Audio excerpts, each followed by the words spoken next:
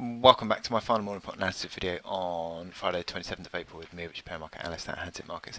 Looking at gold, which remains in this range, in the medium term range. Interesting that euro dollar has significantly broken its equivalent support of that range.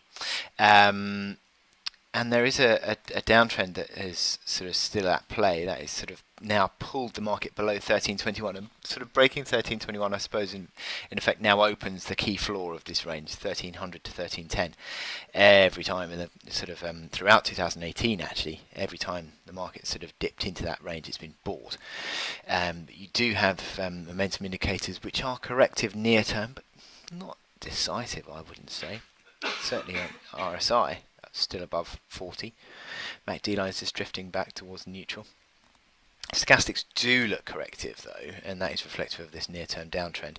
But it is interesting because the market has continued to show dollar strength today, but gold is basically flat on the day, marginally higher.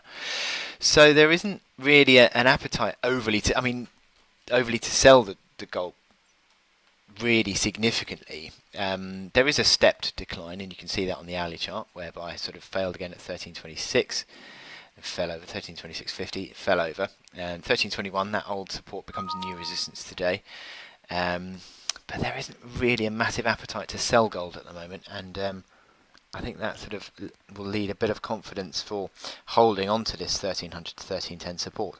Once again, if it were to be sort of tested, 1315 yesterday's low remains intact today. So you could argue a bit of a 5, maybe $10 sort of level.